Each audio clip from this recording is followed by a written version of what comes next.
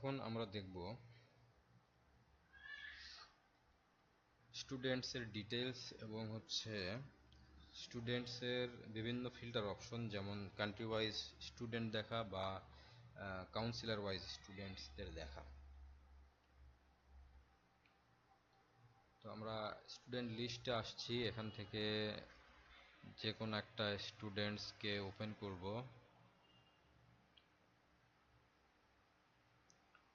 তো এখানে এই স্টুডেন্টসের পার্সোনাল ইনফরমেশনে পার্সোনাল ডিটেলস আমরা এভাবে পাচ্ছি। প্রোফাইল পিকচারটা, এটা আসলে একজন স্টুডেন্ট এবং তার ফার্স্ট নেম লাস্ট নেম এখানে দেখানোর কথা, যেহেতু আমরা ডামি ডাটা দিছি এই জন্য ডামি ডাটাটাই শো করতেছে।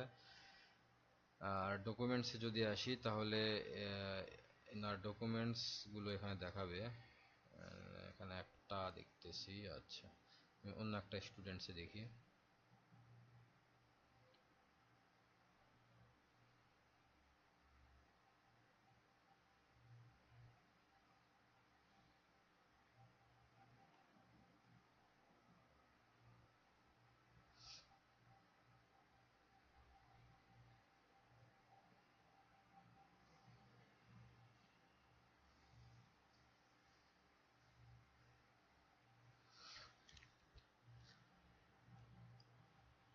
আচ্ছা, ফাইলগুলোর প্রিভিউতে একটা প্রবলেম দেখাচ্ছে, কিন্তু মূলত ফাইলগুলো আছে।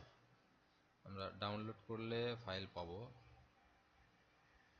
পিডিএফ ফাইলগুলো সহজেই প্রিভিউ হবে, তবে ওয়ার্ড এবং এক্সেল ফাইল ডাউনলোড করে দেখতে হবে।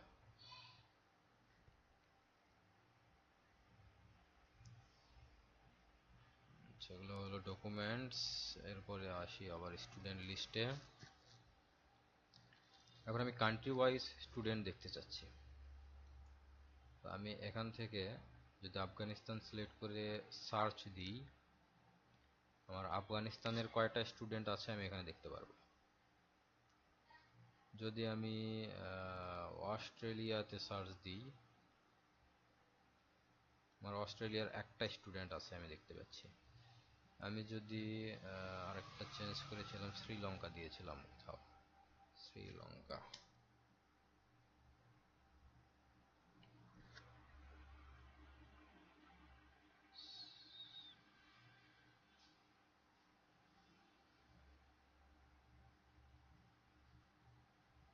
শ্রীলঙ্কাতে যদি সার্চ দিই তাহলে শ্রীলঙ্কার স্টুডেন্ট কয়টা আছে এটা দেখতে পারবো। যদি আমি ইউএসএ দিই,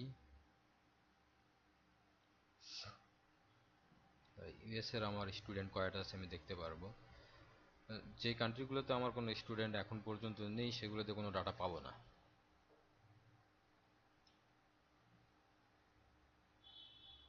আচ্ছা, এখন আমি যদি দেখতে চাই আমার কাউন্সিলর ওয়াইজ স্টুডেন্টগুলোকে, তাহলে প্রজেক্ট ম্যানেজে গিয়ে প্রজেক্ট লিস্টে যেতে হবে।